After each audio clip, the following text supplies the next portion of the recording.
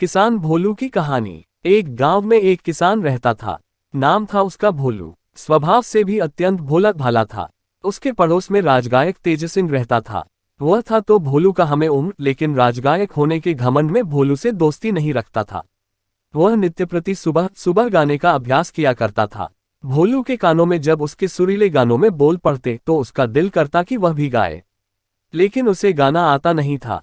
एक दिन उसने सोचा, क्यों न मैं तेज सिंह से गाना सीख लूं।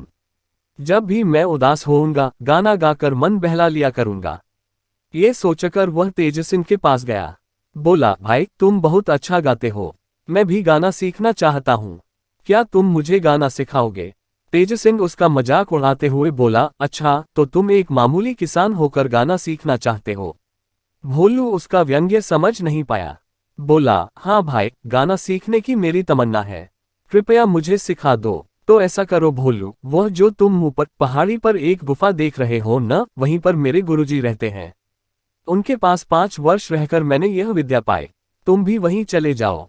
तेज सिंह ने कहा। भोलू उसकी बात सच मानकर उसी समय गुफा में जाने के लिए पहाड़ी के पास पहुंचा। ऊपर जाने का कोई रास्ता नहीं था। भोलू झाड़ियों के बीच से रास्ता बनाता हुआ सीधी चढ़ाई चढ़ता हुआ बड़ी मुश्किल से ऊपर पहुंचा। सामने गुफा थी, वह गुफा में चला गया। चारों तरफ अंधकार फैला हुआ था, कुछ दिखाई नहीं दे रहा था। भोलू आवाज लगाने लगा, गुरुजी, गुरुजी। भोलू ने बार बार आवाज लगाई, लेकिन गुफा में से कोई नहीं बोला। भोलू परेशान हो गया। उसने फिर आवाज लगाई, कोई है जो मुझे गाना सिखाएगा? तभी अचानक गुफा में एक रोशनी फैल गई। ये देखकर भोला बहुत ही आश्चर्यचकित हुआ और उसने ये भी देखा कि सफेद रंग के वस्त्र पहने और हाथ में वीणा लिए एक दिव्य स्त्री उसके सामने खड़ी है। भोलू से कुछ बोलते नहीं बना। तब वह स्त्री पूछने लगी, कौन हो तुम? यहाँ कैसे आए? जी, मेरा नाम भोलू है, मैं नीचे गांव में रहता हूँ, मैं गाना सीखना चाहता हूँ, इसीलिए यहाँ आया हूँ। उद्धरण चिन्ह। भोलू हकलाते हुए बोला, लेकिन गाना सीखने के लिए तुम्हें यहाँ किसने भेजा है? वह स्त्री पूछने लगी, मेरा पड़ोसी मित्र तेज सिंह राजगायक है, उसने मुझे बताया कि इस गुफा में उसके गुरु रहते हैं जिनसे उसने संगीत विद्या सीखी थी, उसी ने मुझे यहाँ भेजा है। भोलू ने डरते डरते उत्तर दिया। वह स्त्री बोली, अच्छा तुम्हारे मित्र ने तुम्हें गाना सीखने के लिए यहाँ भेजा है? जी हाँ, लेकिन आप कौन है? गुरुजी कहाँ हैं? हिम्मत जुटाकर भोलू ने पूछा। तुम मुझे ही अपना गुरु समझ लो, मैं तुम्हें गाना सिखाऊंगी। वह स्त्री बोली, तो आप संगीत की देवी हैं, मेरा प्रणाम स्वीकार करें। ऐसा कहकर भोलू उस स्त्री के चरणों में झुक गया। देवी ने उसे आशीर्वाद दिया। फिर भोलू को लेकर अंदर एक विशाल कक्ष में जा पहुंची। वहां बहुत से व्यक्ति बैठे हुए थे। कोई वीणा बजा रहा था तो कोई इकतारा, कोई गाने का अभ्यास कर रहा था। देवी बोली, भोलू तुम यहाँ बैठ जाओ और इन सबको गाते बजाते देखो। ये कहकर देवी दूसरे कक्ष में चली गई। भोलू अब प्रतिदिन वहां आने लगा। गुफा में पहुंचते ही देवी उपस्थित हो जाती और भोलू को संगीत कक्ष में ले जाती। इस तरह 1 महीना बीत गया। अगले दिन जब भोलू गुफा में आया तो देवी भोलू के सिर पर हाथ रखकर बोली, भोलू तुम्हारी शिक्षा पूरी हुई, अब तुम बहुत अच्छे गायक बन गए हो, अब तुम्हें यहाँ आने की कोई जरूरत नहीं। भोलू बोला, लेकिन देवी मेरे मित्र को तो 5 वर्ष गाना सीखने में लगे थे, फिर मुझे इतनी जल्दी कैसे आ जाएगा?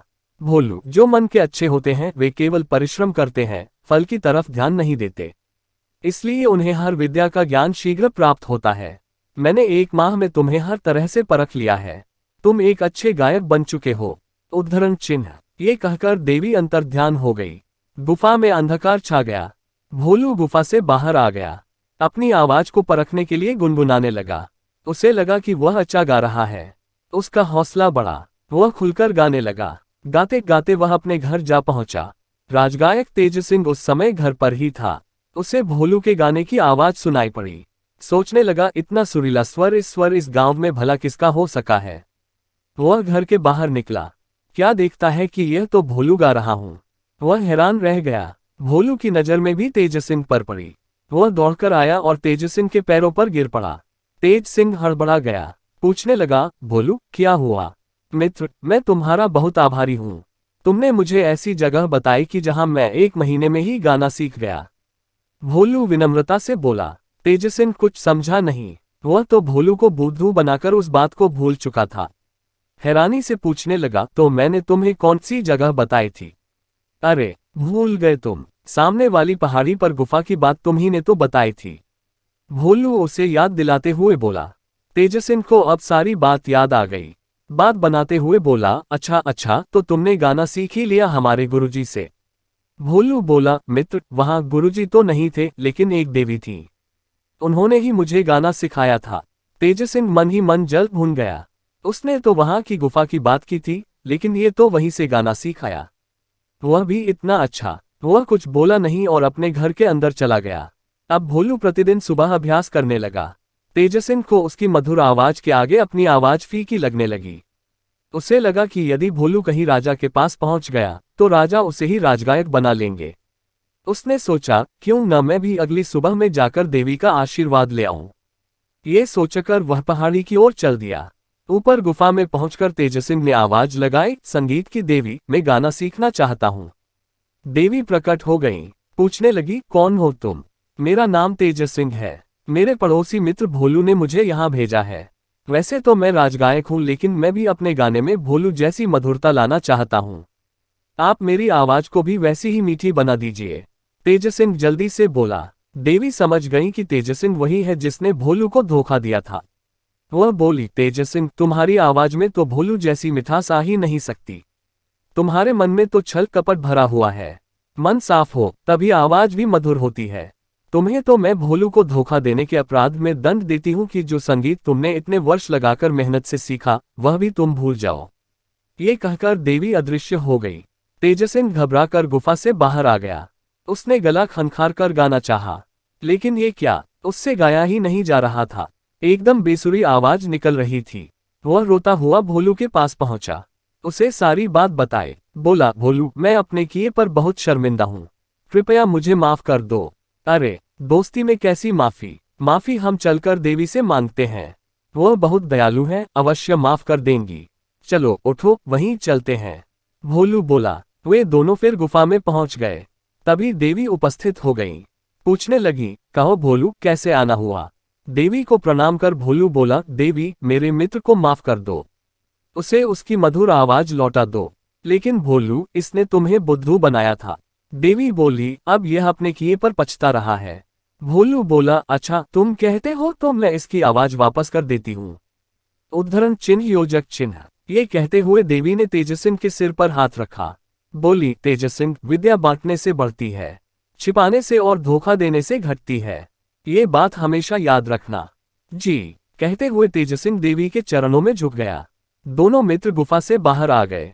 तेजस्विन गाने लगा। अब उसकी आवाज अत्यंत सुरीली हो गई थी। वह बहुत खुश हुआ। भोलू से बोला, भोलू, तुम्हारे कारण मेरी आवाज मुझे वापस मिल गई। मैं तुम्हारा एहसानमंद हूँ। मैं तुम्हें कल ही राजदरबार में ले चलूंगा। अब तुम राजगायक बनकर मान सम्मान पाना। मैं कहीं और चला जाऊंगा। भोलू बोला, मित्र, मैंने राजगायक बनने के लिए गाना नहीं सीखा। मैं तो केवल अपने मन की खुशी के लिए गाना सीखना चाहता था। मैं तो एक किसान हूँ। खेती बाड़ी में ही मेरा मन रमता है। राजगायक तो तुम ही हो और तुम ही रहोगे।